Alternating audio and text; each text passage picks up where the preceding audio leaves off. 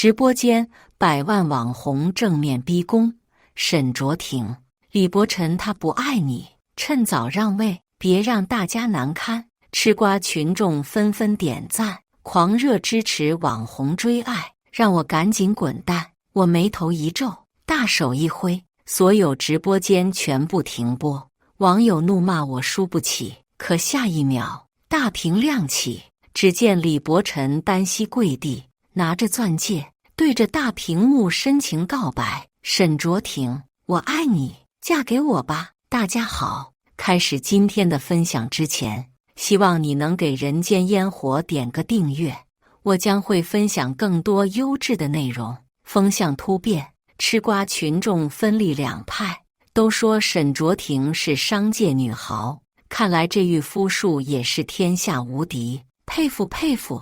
孙青青，别认怂，李少肯定是被逼迫的，豪门联姻都是作秀，勇敢追爱，我们支持你。搞笑，就李伯晨那混账玩意，给我提鞋都不配，要不是看在父辈指腹为婚的份上，我才懒得搭理他。这次实在过分，竟然让那些莺莺燕燕跳出来挑衅，不给他点教训，怕是不知道我沈卓婷的厉害。我当即上了天台，只见李伯晨穿着单薄的衬衣在风中瑟瑟发抖，见我上来，李伯晨忙不迭地挪了过来，将手中戒盒往我手里塞。卓婷，我就知道你是心疼的我，我爱字还没说出口，一张纸巾丢了过去，正好糊在他的脸上。我厌弃地看了他一眼，给出2个选择，要么从这里跳下去，要么解除婚约。李伯晨顿时僵住，怯怯地往楼下看去，不禁倒吸一口凉气。卓婷，这里可是38层，要玩这么大吗？不敢，那就是选择另外一项。我手往旁边一伸，秘书会议地上婚约解除协议扔在了他的面前。李伯晨脸上挂不住，把心一横，往天台边走去，可试了几次都不敢往下看，更不用提往下跳。恰在此时，门口闯进来个女人，她扶起李伯晨，指着我的鼻尖骂：沈卓婷，你欺人太甚！早就听伯晨说过，你喜怒无常，将爱情当儿戏，没想到。所以呢，我2手一摊，冷眼瞟向眼前的女网红，所以我就不信有人敢从这里跳下去。李伯晨虚弱地瘫软在地，双手紧紧地握着女网红的胳膊，连看都不敢看我一眼，嘴里说爱我，当着我的面就和其他女人拉拉扯扯，这是有多么不想负责任。行，今天姐姐就给你上一课。我接过秘书递过来的跳伞包，3两下穿戴整齐，戴上护目镜，往后退了几步，往前冲去，起跳，纵身一跃，身子急速下坠，伞包迎风打开，我如风中一朵蒲公英，自由翱翔。抬眼间，女网红吓傻了眼，张大了嘴巴，半天回不过神来。跟我斗，你们还太嫩了。李伯晨，这回看你还拿什么借口拖着我不解除婚约。这方唱罢，那方登场，我刚把婚约解除协议送到李家，李母就闪亮登场，一把鼻涕一把泪的哭诉，说都是自己的错，把李伯晨给宠坏了。可不是，慈母多败儿，要不是你们李家从小多纵容，怎么会养出这么个花花公子？我悠闲喝茶，只当乌鸦咕咕叫。见我脸上始终没有反应，李母改变策略，打起了感情牌。婷婷，咱们可是世交，你爷爷去世的时候就定下的亲事，可不好随意反悔的吧？你放心，等你嫁过来以后，整个李家都交到你手里，保证不会委屈你。一口一个爷爷，可爷爷下葬时也不见你李家人有多伤心，反而趁着沈家没了掌权人，大肆吞并沈氏产业。这笔账我犹记心中，没齿难忘。见我神色有异，李母从包里掏出一个玉镯，强行给我套上，说是传家宝，让我消消气。我妈撒着冰冷的镯子，喜笑颜开，想我要原谅李伯臣，可以让他3拜9叩即可。李母再也装不下去，拍的桌子震天响。沈卓婷，你也不撒泡尿照照镜子？就你这样的货色，大街上一抓一大把，让你进门是给你脸了。是，李阿姨，都是我的错，是我不配，我不想继续耽误伯臣，还是早点散了的好。我利索地吞下镯子，塞回他的包。就这样的三流货色，也好意思说是传家宝？是当我珠宝鉴定师是白考的，还是看不出我耳朵上戴的、脖肩上挂的都是世界级顶尖珠宝？我贴心地给李母拉开门，做了个慢走不送的姿势。李母恨得牙痒痒，留也不是，走也不是，捂着脑袋一头倒下。咱就说装晕就装晕，非得扒拉我的真皮沙发不放是什么意思？得，谁叫咱是个尊老爱幼的好人？我当即拨通120，把人抬走，顺带着通知李伯臣那混球。李伯臣，你妈抓坏了我家特定的真皮沙发，总共188万，发票已经传真过去，抓紧打钱，解决了2母子，耳根子总算清净了。趁热打铁，我让秘书草拟了一份解除婚约的通告挂上网。既然你们一个躲着，一个装病，那我也不能就这么干耗着。网络瞬间炸开了锅，夸我婷姐威武，也有骂我玩过就甩锅。这些明明都是开胃小菜，却震动了全公司，连骨灰级元老都被请出了山，一个个痛心疾首，赖在我办公室不走。卓婷和李氏集团闹掰，对我们沈氏百害无一利呀！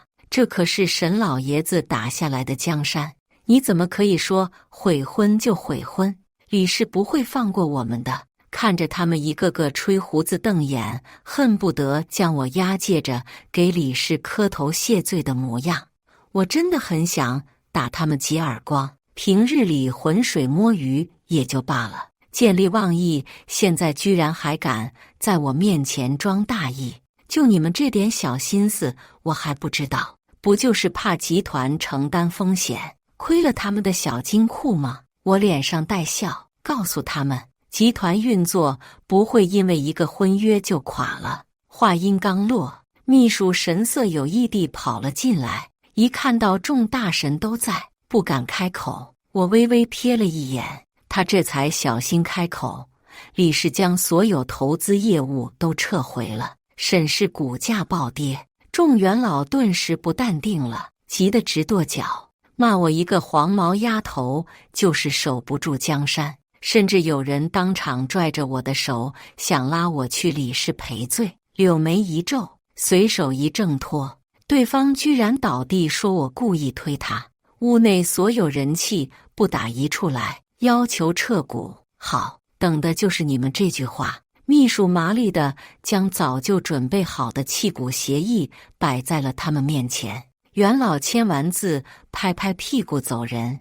路过门口时还不完挖苦我，说等公司倒闭了，看我怎么和九泉之下的爷爷交代。交代不交代的，就不用你们这些老家伙咸吃萝卜淡操心了。他们一走，我马上让秘书将他们几个老家伙弃股权的声明通知到了各个部门，并告诉保安，这帮人以后不再是公司员工，不准入内。做完这一切，整个办公室总算是安静下来。秘书给我倒了一杯红酒，欲言又止，不敢开口。我笑着说道：美国那边的项目可以正式开始了。一大早，我是被一片嘈杂声给吵醒的，本不想搭理，实在是扰人清梦。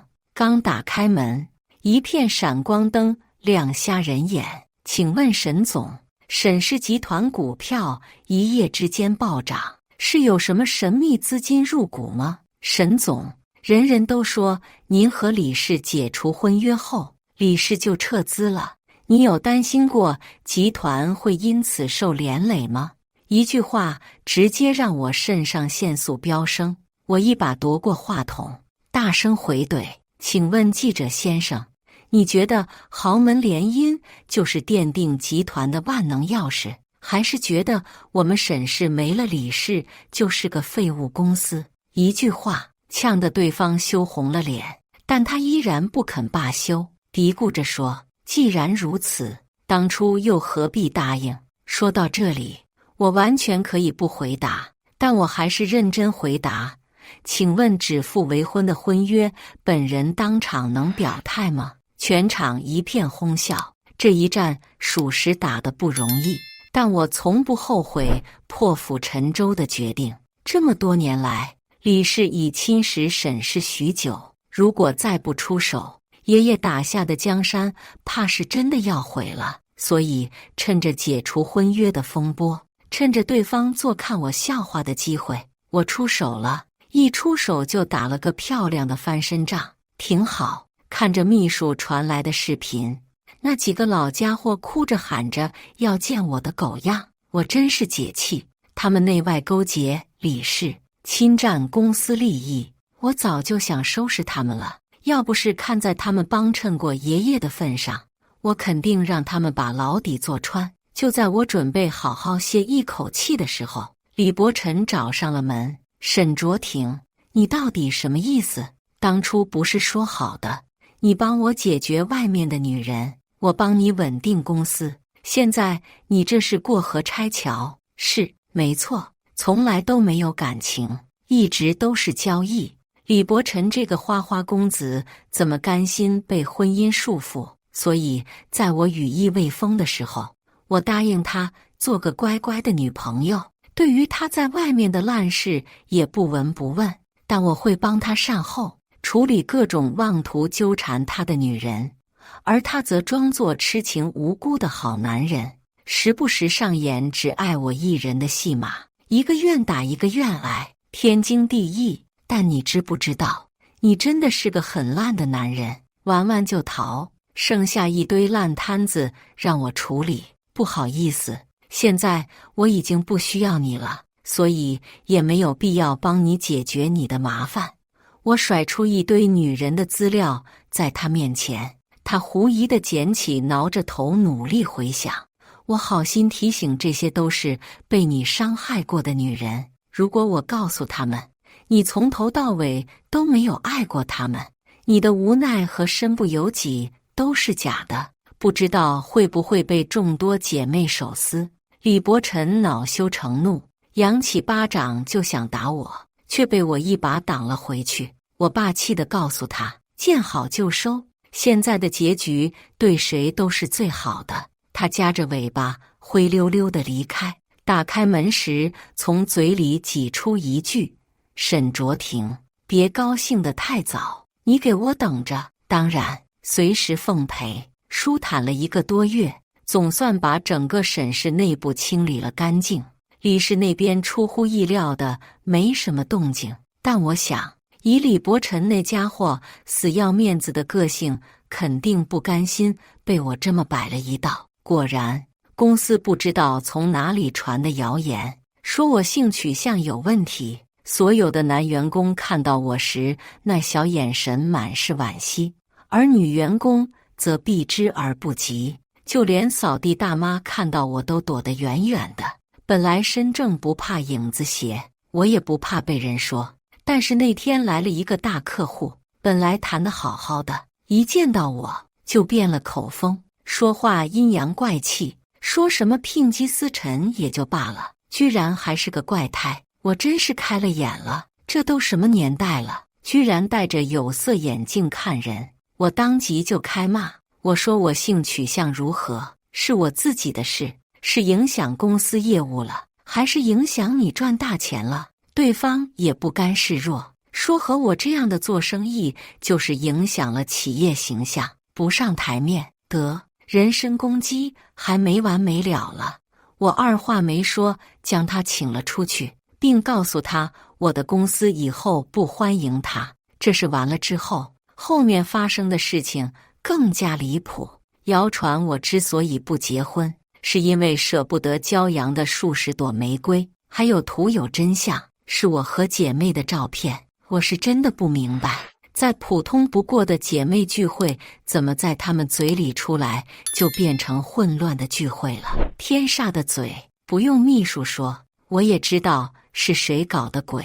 吃不到葡萄说葡萄酸，行，你给我等着。一夜之间，大街小巷的小报上刊登了某豪门少爷的花边新闻。虽然打了马赛克，但是明眼人一看就能看出是谁。更劲爆的还在后头，说他得了脏病。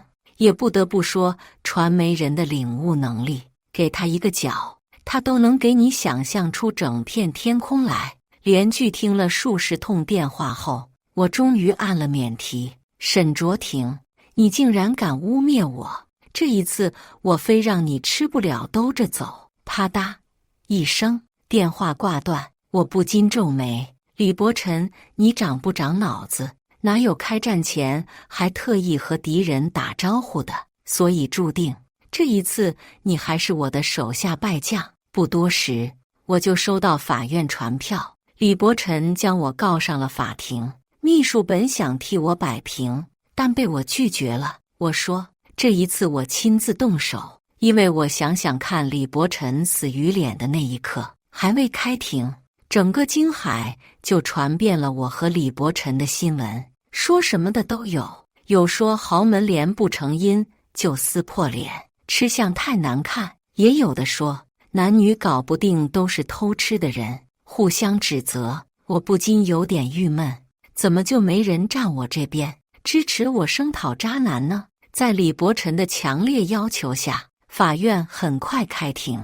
庭上，李伯臣拿出各大小报提供的证据，还有证人，无一例外都指证说是我提供的材料，让他们去宣传的。对我这种捏造事实、损害他人形象、给他人生活造成严重影响的行为进行了强烈的指责，要求法庭判我诽谤罪。从始至终，我的脸上都没有过多表情，可这却让李伯臣产生了一种害怕的错觉。休庭的时候，他偷偷走到我身旁，居高临下的睥睨了我一眼，暗戳戳地告诉我，只要我认错，他还是会网开一面的。搞笑，渣男哪里来的脸？在开庭，我当即甩出一份体检报告，告诉所有人，这是前不久李伯臣做的体检报告，上面明明白白写了脏病3期。李伯臣顿时傻了眼，对着报告仔细瞧了瞧，最后矢口否认，说这份报告是假的。假的吗？我和律师耳语了几句，律师当庭申请证人出庭作证。只见一个女人上了法庭，揭开脸上的面纱，露出狰狞的疤痕。她怒不可遏地指着李伯臣大骂，就是你，就是你把病传染给我的。李伯臣一张脸白如纸，可依旧不肯罢休，死活不承认和那个女人有关系。女人把当初两人交往的证据都拿了出来，可就算如此，李伯臣还是不承认。他将矛头指向我，说都是我搞的鬼，就是真的得病也不应该泄露隐私。等的就是他这句话，我当即把证据甩了出去。从我收到这份报告起，我就没有拆开看过，更加不知道里面的情况。今天我也是第一次见到。那个女人挺直了腰背继续说，她说当初是她哄着李伯臣去做的体检，体检报告自然是写的自己的地址，而她确实和小报说过这事，从头到尾都是她一个人做的。看着李伯臣那张比死鱼还要难看的脸，我真想鼓掌。看到没，姐才没有你那么不动脑子。在这件事情上，我只不过是暗中截住了你派人去取报告的人，也只不过让本不愿意冒险的小报们壮着胆子去报道，还有就是保护那个女人不受伤害。不用谢，一切都是我作为有良知公民应该做的。听说最近李伯臣挺忙的，忙着看病。至于他妈，真的被气进了医院，而我当然悠哉悠哉的过我的小日子。这天公司里新招了一个特助，人还没进我屋，就听见一群小姑娘哇哇乱叫。哇塞，他长得好帅，真正点。是什么样的模样，竟然让那群眼高于顶的小姑娘如此不顾及场合？当江一舟出现我的眼前时，我才真真切切体会到了他们口中的男神之姿。1.8米几的大高个，要身材有身材，要样貌有样貌，关键学历高，谈吐好，情商也高。就连我这个看惯了男人堆的人，也不禁有些心动。他的洞察力极强，对人对物有着天生的敏锐感，帮助我谈下了不少大生意。对我也很贴心，能记住我的喜好。更重要的是，他从来不会和其他女人搞暧昧，保持着既定的距离。但我从他深邃的眼中品出了一丝对我的与众不同的情愫。有意无意的身体接触，过分的关心，让我知道他对我有意思。但我故意装傻，保持正常距离。终于有一日，他再也按捺不住，趁着酒劲向我表白。他说他不介意我能不能和他结婚，但他爱我，只要能永远陪在我身边就知足了。那一刻，我真的沦陷了。我们开始交往，和其他所有小情侣一样，吃饭、逛街、看电影。可时间久了，他一遍遍催促我公开关系，但我没有办法在这么短的时间内就告诉所有人我刚解除婚约，就找个小狼狗。他很生气，生气得不得了，不管不顾地冲了出去。等我追出去的时候，只见一辆大卡车迎头撞来，他躲避了，却也被擦伤倒地，一条腿绑了重重的石膏，看得我心疼。我告诉他，等我忙完手上这个跨国项目，我一定给他一个交代。他痴迷地看着我，一遍又一遍地确认，问我这个项目真的比他还重要。我摸着他的脸告诉他，这个项目是属于我们2个人的，有了他，整个沈氏就能接入国际赛道，以后我们一起出国，好不好？他的眼睛亮了亮，旋即还是暗了下去。他没有再继续，只是冲我一笑，说会等我。那一笑意味深长，看得我不自觉地站立。但我还是选择相信，项目谈得很成功，沈氏终于接入国际赛道，全公司为之振奋。开工后，整个项目也在平稳地进行中。这一刻，我终于松了一口气，因为我不仅守住了爷爷打下的江山，还把它发扬光大了。正在这时，突然传来国外项目出事的消息，我马不停蹄地赶过去，只见整个车间爆炸，成了废墟，所有的仪器设备化为灰烬。我崩溃地揪着专家问原因，得到的却是对方甩出的一大堆资料，说是我们计算错误，提供的数据根本不对，导致实验失败。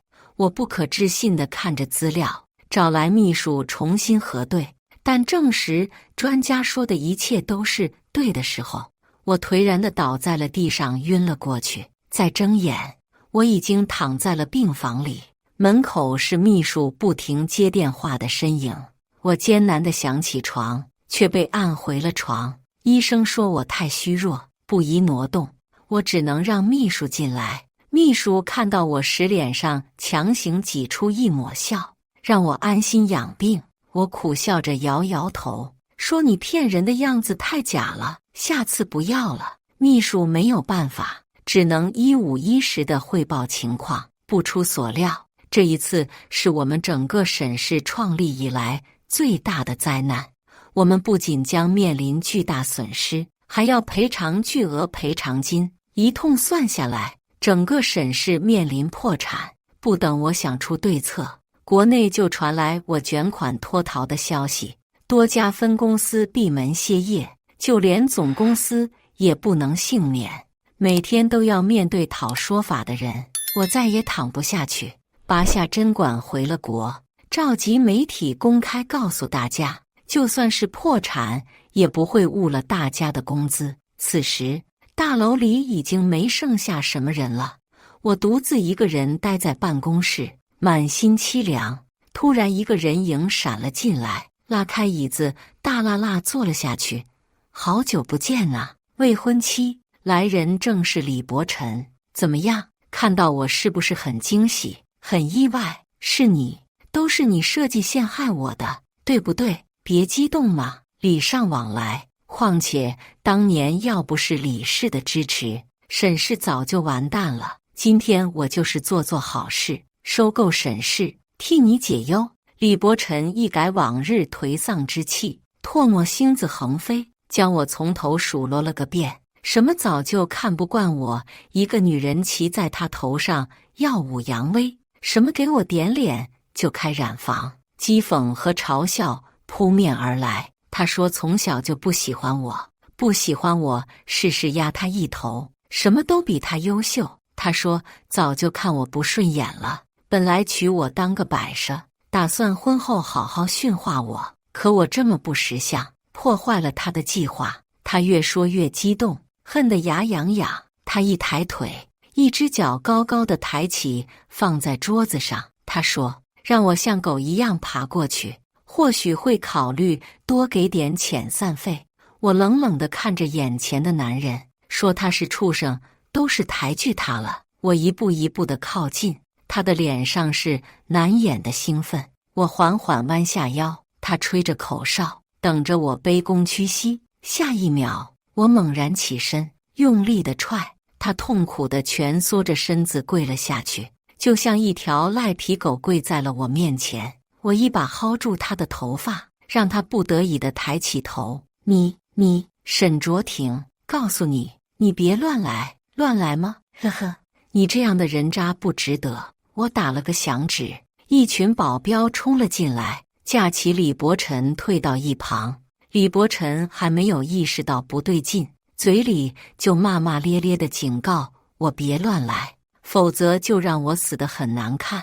可笑他死到临头还不知道是怎么死的。行，让我来告诉你。我打开视频，上面显示的国外那个合作公司，所有的人都被抓了起来，鬼哭狼嚎地说一切都是李伯臣收买他们，故意诱骗沈氏上钩。那场爆炸也是人为的，全然是李伯臣的手笔，意在拉垮整个沈氏。李伯臣脸上僵硬了几分，却还是嘴硬，说不管怎样，他的目的已经达到了，整个沈氏快破产了。真的破产了吗？我切换镜头，每一家分公司的员工都在岗安心工作，而他们手上都是我早就安排好的新项目，每个人对我都赞不绝口。至于总部，只不过我特意放假，让辛苦做戏的员工好好休养。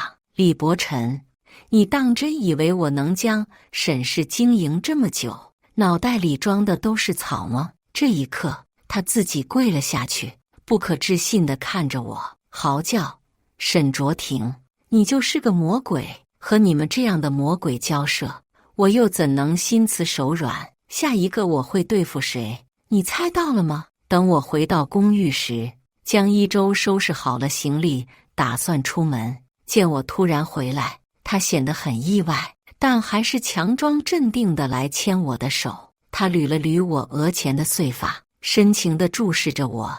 卓婷，你放心，我会永远陪着你的。呸！鳄鱼的眼泪看多了，让人觉得恶心。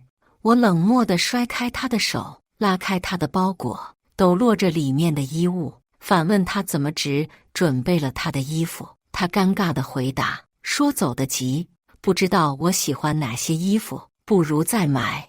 我摇着头，捂着嘴，忍不住笑。都到这个时候了，江一舟，咱能谢幕了吗？他不解地看着我，想把我拉入怀中，却被我挡开。我一字一句说得清楚，爱情掺杂不了谎言，而你的眼中对我从来没有爱。是，没错，从他进总部的第一天开始，我就注意到他了。不可否认，他哪方面都很优秀，是我的理想型。但事情哪有那么巧？你想要什么就送来什么。表面上我对他不设防，实际上我注意着他的一举一动。虽然他很小心，但还是露了马脚。他不止一次地偷偷进我的书房，偷看我的资料，就连和李伯臣接触都是通过钟点工、司机、小贩等不起眼的人物。可是他也忘记了，人在做天在看，他所做的一切不过是跳梁小丑的把戏，和他装恩爱，取得他的信任，让他能成功把我想要让李伯臣知道的消息传递出去。我可是大费精力做戏做了这么多年，我真的累了，乏了，不想继续。见我看穿了他的把戏，他也不装了，恶狠狠地掐住我的脖子，露出真面目。沈卓婷，信不信我掐死你？赶紧给我钱，让我离开。那狰狞的嘴脸和李伯臣如出一辙。渣男该死！警察破门而入，一下子就将他制服。他吓得趴在地上，拽着我的裤脚，求我放他一马。可我咳嗽着躲到警察身后。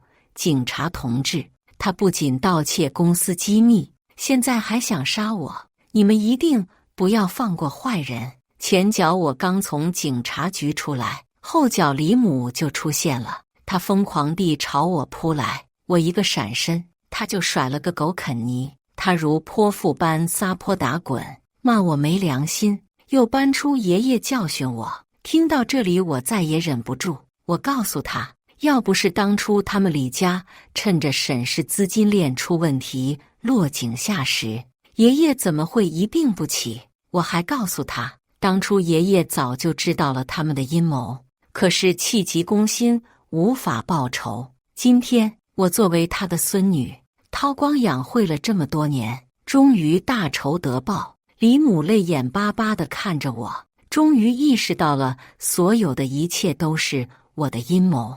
他不知所措地愣在原地，最后不停地磕头，说只要能救李氏，救他儿子，他什么都愿意做。可怜他半百的年纪，不顾豪门贵妇的形象，跪在我面前，我还真是狠不下心。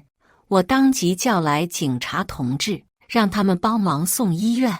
李母被架上救护车的时候，还不忘咒骂我不得好死，死那也得你们先死前头，我还没活够本呢。李伯臣判刑的那一天，我特意盛装打扮去了。他看见我的时候，要不是被警察治着，怕恨不得咬上我一口不可。我之所以去，只不过是忘记告诉他一件事情。擦肩而过的时候，我特意告诉了他，不好意思啊，那个女网红是我的人。李伯臣瞪大了眼珠子，叫嚣地骂：沈卓婷，是你，都是你设计的。是啊，都是我设计的，从头到尾，一步又一步让你们往我圈套里钻，可是费了好大心力，累，真心累。现在你们坐牢的坐牢，住院的住院，李氏也成功被我吞并，总算是没有让我白白演戏一场，好想好好休息一场。但是沈氏现在扩大了这么多，我一个女总裁哪里好意思休息？哎，算了算了，劳碌命继续吧。我想爷爷在天有灵，定会宽心了。全剧完，接下来是我们本期第2个故事，奔现前夕。我拉黑了网恋对象，只留下一句：分手吧，我要结婚了。结果婚事黄了。我默默重新发送好友申请，才加回来5分钟，我又收到消息，联姻对象搞错了，婚事继续。当晚，联姻对象顶着黑眼圈站在我家门口，说吧，还要伤我几次？跟网恋对象奔现前夕，我收到了要被抓去联姻的消息，盯着聊天框发了半天呆。我还是没能忍心发出那条要分手的消息。对面发了几条消息，我一条都没回。他安静了几秒，发了一张腹肌照过来，我一个机灵，急忙倒扣了手机。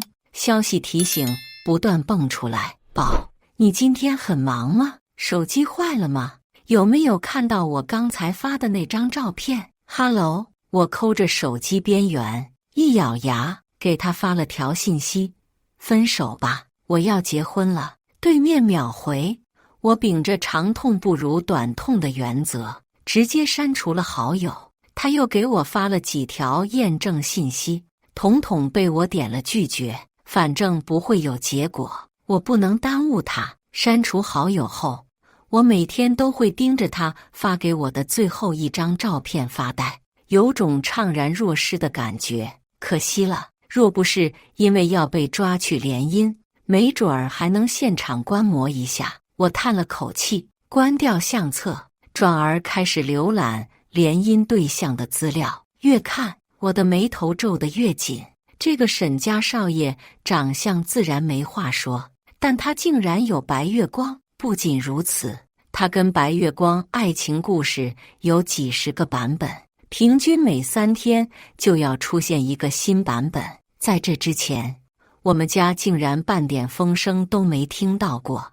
我迅速将看到的东西发给我爸妈，我妈回了条语音：“沈放怎么是这样的呀？不能嫁，不能嫁。”我这就给沈夫人打电话说清楚。我松了口气，关后台的时候无意间瞥到了那张照片，想了想，我还是给网恋对象发了好友申请。验证信息是这样写的：“婚事好像要黄了，可以加回来吗？”对面通过得很快，我还没来得及打字，他的消息就一条接一条发过来。你知不知道我刚才有多难过呀？拉黑的那么快，我看你根本就没把我放在心上。你也别太难过了，是他没眼光，你有我就够了。乖巧 JPG。 我本来还在思索着应该如何跟他道歉，但看到这里，我忍不住反驳：是我不要跟他结婚了。他的欢喜像是要溢出屏幕。真的吗？是为了我吗？宝宝你也太好了，咱们明天就见面吧。明天见面也不是不行，我们俩聊了1年多，彼此都已经很熟悉了。最重要的是，我真的很好奇他的身材是不是像照片上一样好。我刚要答应，我妈就打来了电话。一接起电话，她爽朗的笑声就传了过来：“芝芝啊，是咱们搞错了，不是跟沈放结婚。”一种不好的预感油然而生，我下意识握紧了手机。那是谁？我妈哈哈大笑，显然心情很好的样子。是沈之白，不管从长相还是能力，都甩沈放800个来回带拐弯的。这门婚事比之前的好多了。我张了张嘴，半个字都说不出来。不带这么玩我的吧？我妈没等到我说话，也不生气，只说她等会儿把沈之白的资料发给我，让我记得看。刚刚挂断电话，网恋对象的信息又来了：“宝，你是觉得明天见面太快了吗？那过段时间也可以。”我甚至都没敢把他的信息看完，有一种自己在玩弄别人的感觉。做了许久心理建设，我才开始打字。那个婚事好像要继续，所以我还是要把它删掉。他好像很难接受这个事实。良久，他才发了一个难以置信的表情包：“你在玩弄我？我不是，我没有。”聊天框里的每个字都在透露着他的伤心。所以，你现在是要把我删除，还是拉黑？我反复打字又删除，最终只能弱弱地说了一句：“要不先别删了，就还是当朋友。”当朋友？他被我气到连发20多个问号。你是不是还要请我喝喜酒？我脑子一抽，回复：“你要是愿意的话，也不是不行。”他彻底自闭，再没给我发一条消息。3天后，我再次收到了网恋对象的消息，他说他真的要来喝喜酒。我盯着手机，脑海里设想了10000种可能，他是来砸场子，还是来抢婚的？单纯来喝杯喜酒的可能性应该不大。我发了个憨笑的表情，怪远的。要不我给你寄点喜糖？他回了我一个微笑，喜糖还是现场吃比较好。我心惊胆战了好几天，最终还是决定提前找到沈之白说明情况。婚礼上万一出现什么意外，两家面子都挂不住。出乎我意料的，沈之白好像并不是很在意这件事。他埋头看着文件，开口问道：“你有把我们举行婚礼的地点告诉他吗？”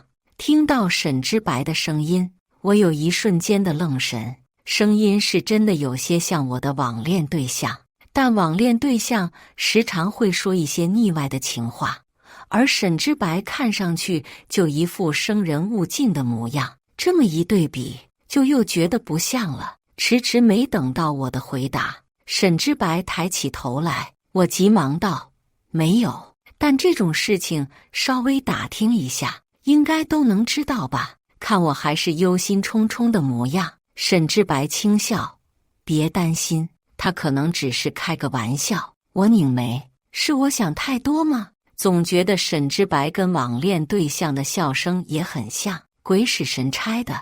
我拿出手机给网恋对象发了条消息，没说别的，只是一个表情包。我等了半天，沈之白的手机也没响，甚至连屏幕都没亮。果然是我想多了。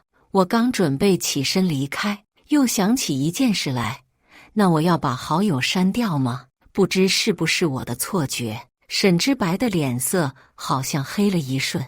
我追问：“要删吗？不然他哪天再给我发照片，我怕沈之白会气冒烟。”沈之白一字一句道：“留着也不影响什么。”哦，他还怪大方的。从那之后，我开始刻意降低了和网恋对象的聊天频率，于是他提高了给我发腹肌照的频率，时不时还会附带几句茶言茶语。你不要有心理负担，就当是在刷帅哥视频了。你老公应该不介意这个吧？介意也没办法，你一定不会再删掉我的，对不对？我盯着那张照片，欣赏够了才回复他。他确实不怎么介意，但我是想跟他认真过日子的，所以还是不玩花的。我没骗他，沈之白的长相完全戳在我的审美上，如果不出什么意外，就这样过下去也挺好的。那边一直显示着对方正在输入中，我担心他又要继续发身材照过来，急忙补上一句：“你有什么追人的好办法吗？”我都这么说了，不信他还能继续跟我聊下去。事实证明，我这网恋对象的确不是正常人，他竟然答应了。隔着屏幕，我竟然感受到了他对这件事产生了浓厚的兴趣。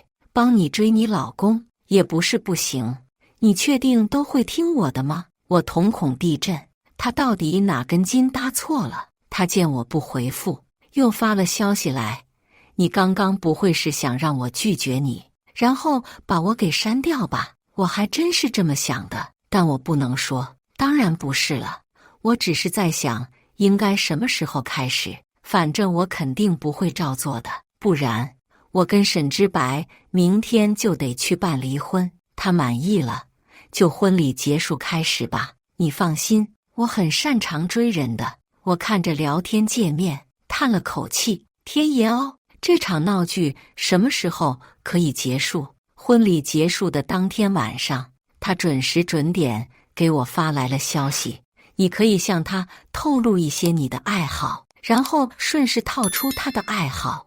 我抬头看了一眼正在洗澡的沈之白，这样莫名其妙提起自己的爱好，他会觉得我有毛病吧？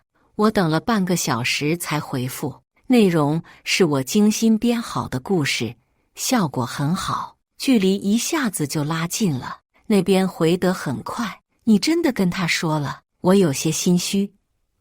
难道是我编得不够逼真？那跟我分享一下，你老公都有些什么爱好？我瞪大眼睛，脑海中闪过一个荒谬的念头：他这是在考我，还是在侧面向我了解沈之白？我瞎编，他喜欢爬山，还喜欢吃辣，他只回了我一个冷笑，便再没了消息。第二天一早，沈之白穿戴整齐，站在我床边。我听到动静，迷迷糊糊地睁开眼，吓得差点魂飞魄散。好不容易缓过来，我盯着沈之白身上的运动装，随口问道：“你要去晨跑吗？”沈之白朝我伸出手，跟我一起去爬山吧。我愣在原地，不是吧？沈之白还真的喜欢爬山？这么想着，我下意识问了出来。沈之白迟疑了一下，才道：“对呀，山上风景好，我想着带你去看看。”我点点头，借着收拾东西的名义躲进衣帽间，然后摸出手机，反复看着昨晚的聊天记录。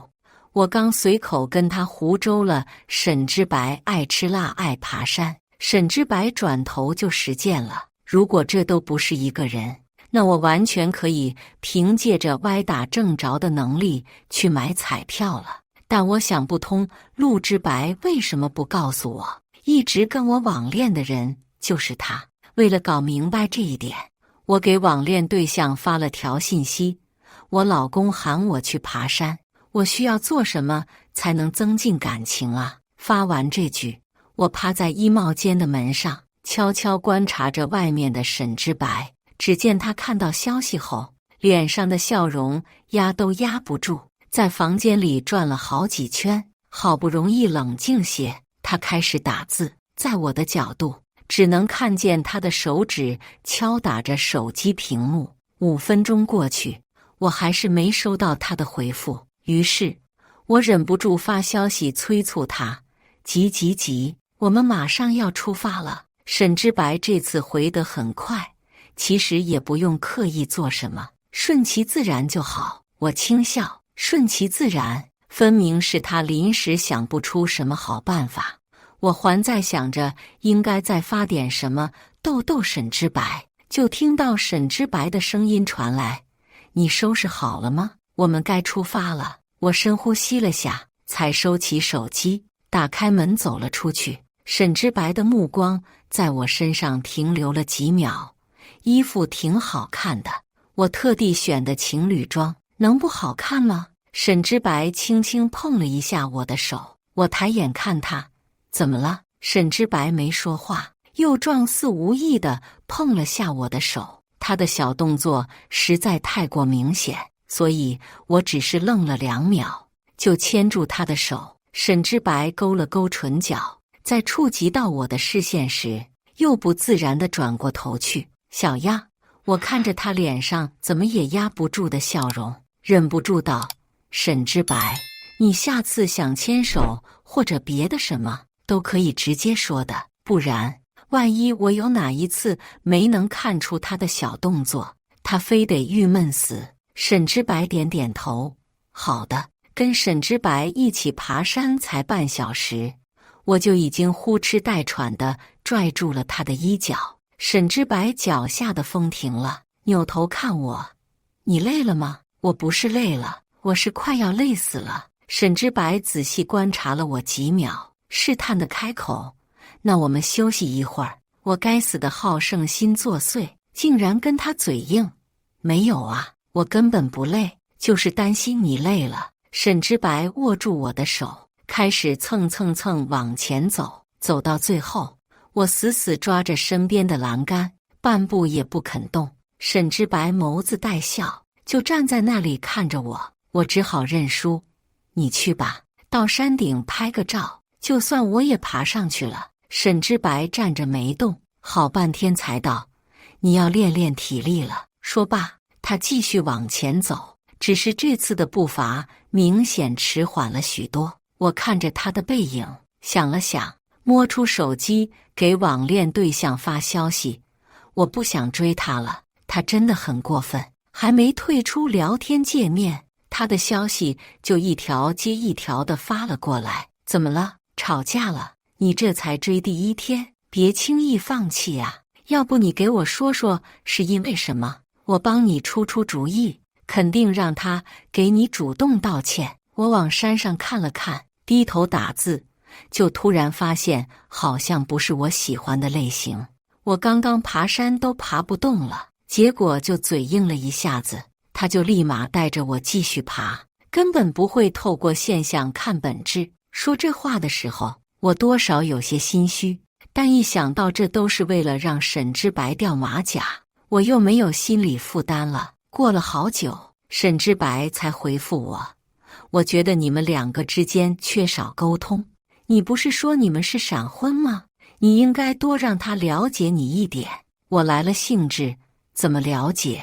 我跟沈之白联姻之前都看过彼此资料的，该知道的全都知道了。沈之白发了一大段话过来，你只要让他知道你平时爱嘴硬，经常口不对心就可以了。他有了经验，下次就不会再惹你生气了。我刚想继续打字，就远远地看到了沈之白的身影，只好匆忙发送了一句：好吧，那我再努力一下。发完这句话，我趴在石桌上，装出一副连眼皮都抬不起来的模样。沈之白在我面前站定，率先道歉：我刚刚不该跟你较劲，来吧，我背你下山。我忍着笑意朝他伸出手：你扶我一下就好，我看你也很累了。这话刚出口，沈之白站得更直了：我不累呀，像是为了证明自己说的话。他还特地在我面前走了几步，如果他的腿没有打颤的话，还挺有说服力的。我盯着沈之白看了许久，他终于败下阵来，说了实话：太久没爬山了，确实是有那么一点点累。我握着他的手，跟他互相搀扶着下了山。晚上，我跟沈之白一起端坐在沙发上泡脚，谁也没说话，尴尬的气氛蔓延开来。我一边假装玩手机，一边随口问道：沈之白，跟我结婚之前，你有过几次感情经历呀？我看过沈之白的资料，除了跟我网恋，没找到有其他感情史。沈之白沉默了好久才开口：半次啊，半次，这是什么新型保命回答吗？不知是不是我的错觉，沈之白似乎幽怨地看了我一眼。那半次是谈到一半，他把我给甩了。听到这话，我吓得差点把盆踩翻。这是要准备跟我摊牌算账了？那我要怎么跟他解释我2次拉黑他？总不能说我未卜先知，提前知道了联姻对象就是沈之白吧？我顺着他的话说下去，其实也挺好的，不然你都快要联姻了，还跟人家谈恋爱，渣死了。说完这话，我没再等沈之白的回复，端着盆朝卫生间走去。走到一半，我似乎听到沈之白小声说了一句：那你扇我2次，不是也挺渣的吗？我瞳孔地震，脚步却一点没敢停。这我敢承认吗？当然不敢了。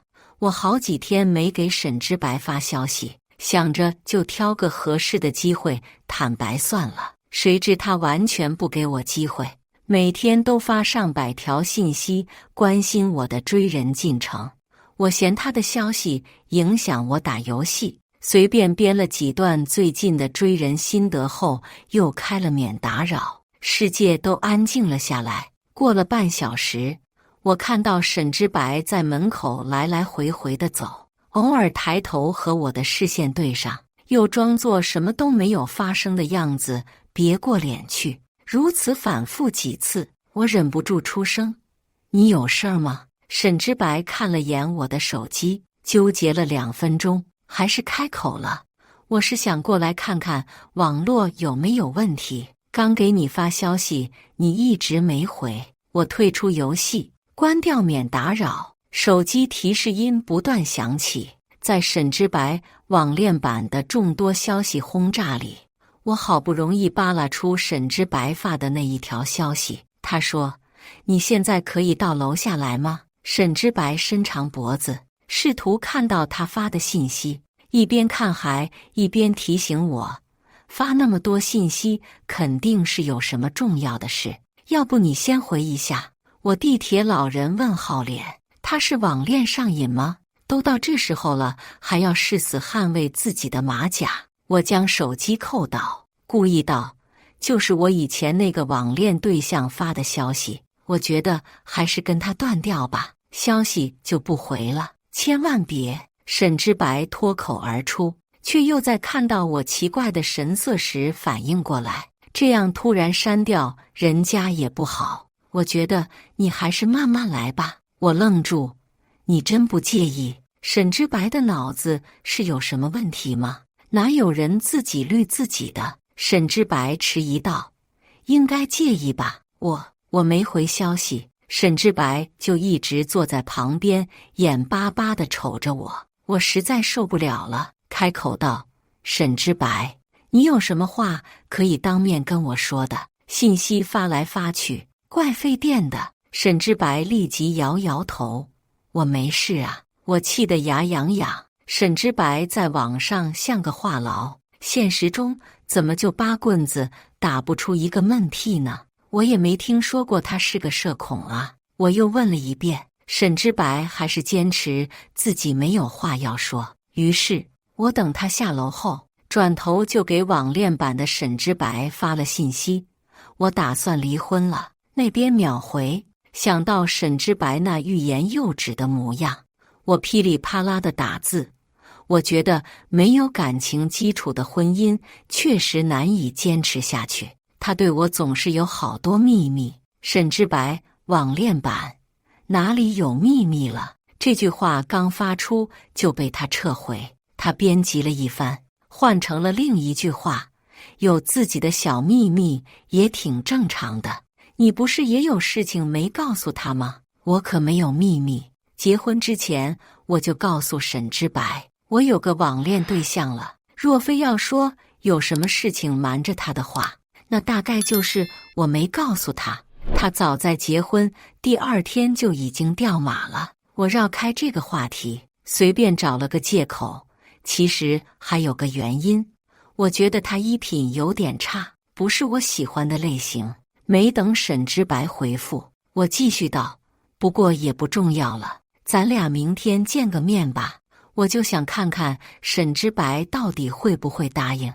我必须让他翻车翻个彻底，而且要比我先翻车，这是我的执念。半个小时过去了，沈之白还是没有回复。我抓起手机，准备到书房去找他，顺便看看他得知要奔现的时候是个什么表情。走到衣帽间门口的时候，我无意中瞥到了在里面选衣服的沈之白，脚边已经丢了一堆，旁边的柜子上还放着一摞时尚杂志，甚至还时不时拿手机搜索一下最近流行的穿搭。他都没空关心我约他见面的事情，满心都是我说他衣品差。浓浓的愧疚顿时席卷了我，眼看着他就要给造型师打电话了，我赶紧推开门。沈之白看到我，下意识地将手里的衣服往身后藏了藏。我过来试试这些衣服合不合身。我瞥了一眼旁边的一堆衣服，伸手捡了几件起来。我帮你搭几套吧，总得想办法把这件事圆过去，不然沈之白今晚要难过的睡不着觉了。闻言，沈之白眼睛一亮，直接把衣柜里的衣服全找出来了。他往出拿衣服的时候，还不忘道：“要是这些衣服搭不出好看的，我们可以再去买几件。”我生怕他一夜之间搬空全市的商场，急忙道：“不用买了，你买衣服的眼光挺好的，这些就够了。”真的。我清楚地看到镜子里的沈之白拧起了眉，他好像在怀疑我骗他。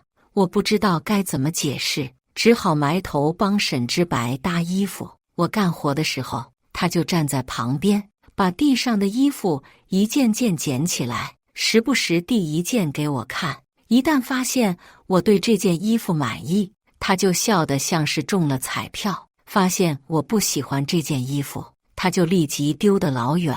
几套衣服搭下来，我累得够呛。沈之白把衣服妥帖地挂好，扭头看我：“衣品是可以培养的，对吧？”我点点头。等出了衣帽间，我才后知后觉地反应过来，沈之白好像在按我的理想型来要求自己。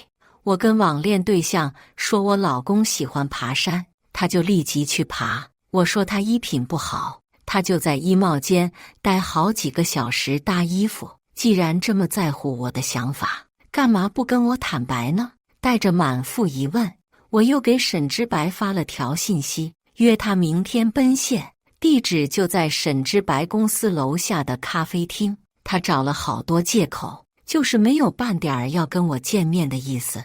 我使出最后的杀手锏，没想到你跟我老公一样不真诚，那我们还是互删吧。这话才发出去，沈之白就立即答应见面。答应的话反复撤回又重发，聊天最后定格在他说的一句话：好吧，那明天见面的时候，你的情绪一定要稳定些。我发了一个 OK 的表情包。我跟沈之白终究没能奔现成功，因为沈家老宅传回消息，说明晚要举行家宴，所有家庭成员都要到场。我偷瞄着沈之白，他明显松了一口气，低着头发消息。他那边才停下打字，我就收到了消息：不好意思啊，我家里今天突然有点事，全家人都得回去，见面只能改天了。我勾了勾唇，回他：没关系，正好我家里也有事，咱们改天约。我和沈之白对视一眼，又各自移开视线。沈放是最先到门口迎接我们的，一看到我，他就瞪了一眼沈之白。我正要跟沈放打招呼，就感觉到沈之白牵着我的手紧了紧。爸妈要等急了，咱们快进去吧。说这话的时候，他低头看着我，我竟然从他的眼神中看出了一丝心虚。沈放也没阻止，只意味深长地看了沈之白一眼。打过招呼后，我在楼下陪沈母聊天，而沈之白被沈放喊去了书房。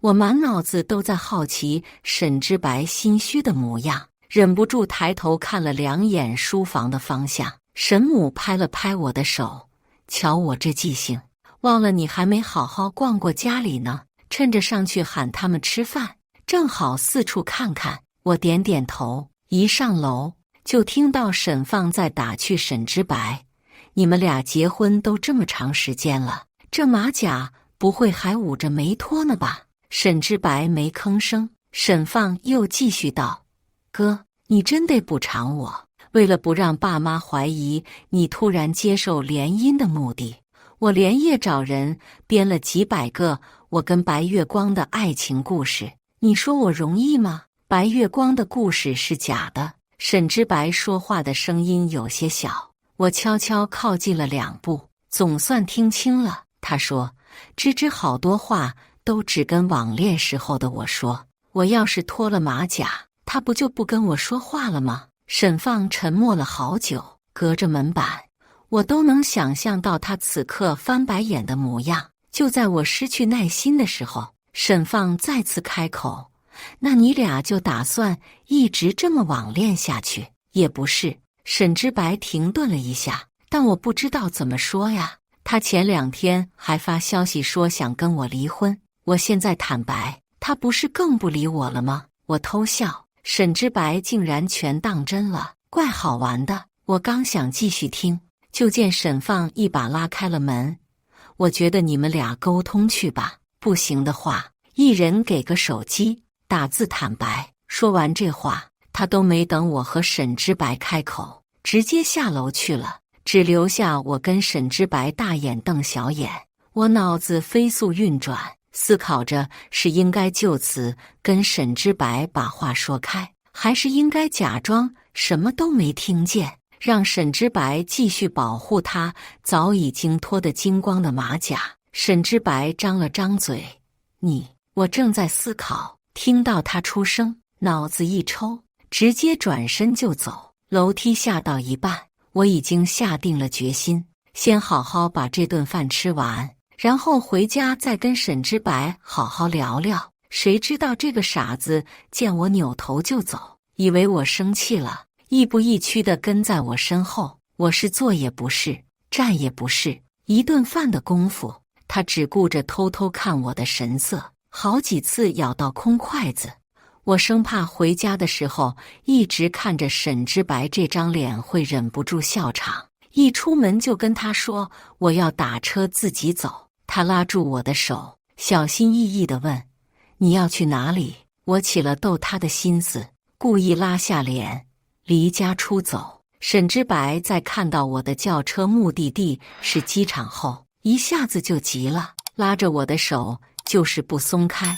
咱俩先回家呗，我好好跟你解释，实在不行打字跟你说。我本来都快要绷不住了，听到他说要跟我打字解释，又觉得笑场太没面子了，只能面无表情地看着他。许是我真的像是在生气，沈之白不敢说话了，只紧紧地拉着我的手。我别过脸，咬着唇，憋笑憋得浑身都在抖。沈之白却以为我是气的，站在那里手足无措。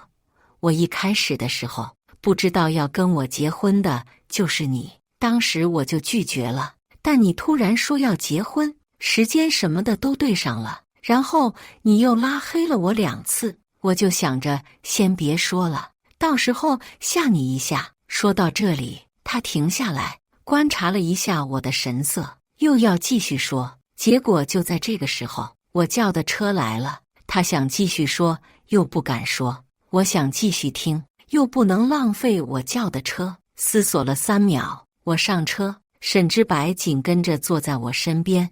本来那天晚上是想跟你解释的，结果你突然发消息说你想追我，我一时鬼迷心窍，就继续瞒着了。我扭头瞪他一眼，什么叫我想追他？明明是他一直发一些茶言茶语给我，我怕引起一些不必要的麻烦，才随便找了这个借口。他现在竟然说是我主动要追他。沈之白一秒改口，不对，不是你想追我，他往我身边挪了一下。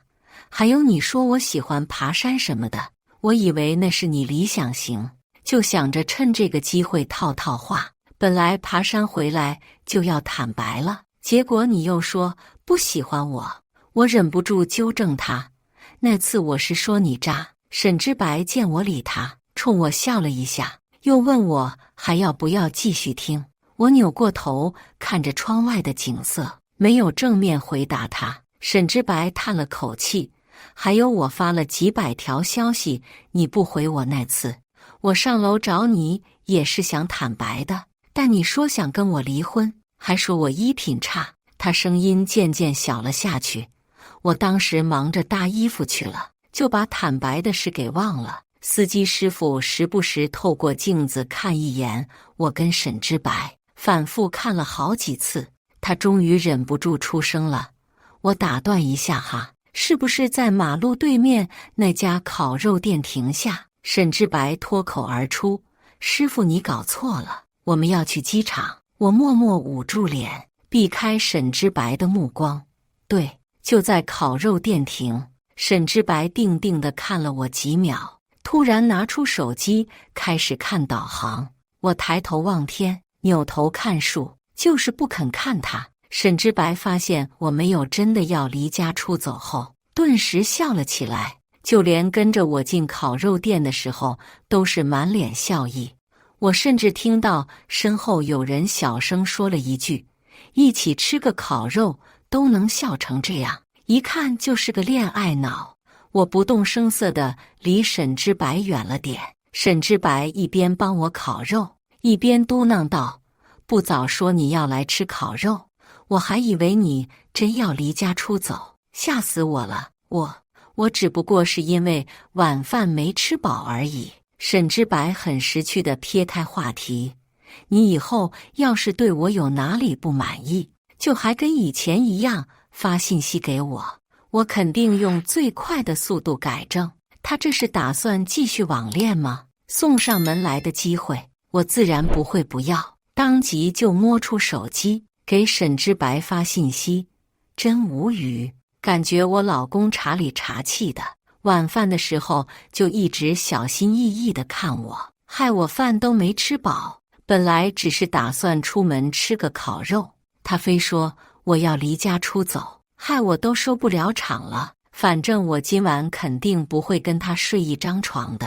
沈之白拧眉看了半天，也跟着打字：就是的，就是的。你老公真是太烦人了，一点都不了解你真正的内心活动，居然还敢说出你要离家出走的话。明明应该是他被赶出家门，臭渣男！我弯了弯嘴角，继续打字：你说的对，他应该被赶出家门，等下回家就帮他收拾行李。沈之白幽怨地看了我一眼，低头继续发消息。不过话又说回来了，你大人有大量，一定不会跟这种臭渣男一般见识的，对不对？我不对。沈之白眼见着他打字的速度没我快，索性直接丢开手机，坐到我旁边。他刚坐下，我就挪到了最里面。沈之白冲我晃了晃手机，臭渣男的行为我已经全部了解，现在咱们回家给他开批判大会去，回家好好骂这个坏男人。你要是手痒，打他也可以。我憋笑憋成了可达鸭，扭头再看到沈之白一脸义愤填膺，彻底绷不住了，一边笑一边抖。沈之白见我笑了，主动牵住我的手：走走走，咱们赶紧回去骂渣男。我任由他带着我走。沈之白是真的做了全套准备。我刚一进家门，就看到客厅地上摆着榴莲和键盘，他还时时解说，臭渣男太过分了，得给他点颜色看看。其实我这也是在帮他，被老婆赶出房间比跪榴莲要痛苦多了。老婆，你说对不对？我看他那架势像是真的要跪，哪里敢说不对呀？我四处看了看，找出一个本子丢给沈之白：你给我写个检讨，这事儿就算过去了，我以后肯定不再提了，怎么样？沈之白生怕我反悔，接过本子就开始奋笔疾书。检讨书字字真诚，我很满意。于是我放下本子，看向一边眼巴巴瞅着我的沈之白：检讨写得很好，你今晚可以留在卧室。沈之白向我确认：真的？我点点头。沈之白眸子里带着笑，突然走到沙发前，扛起我就快步朝楼上走去。我朝他身后伸出手：等等，我手机没拿。他脚步不停：不拿了，今晚先不网恋，你有什么不满意可以当面说给我听。以上就是今天分享的故事，大家有什么想说的、想吐槽的，欢迎在下方评论交流，也更希望能给人间烟火点个订阅，我将会分享更多优质的故事内容。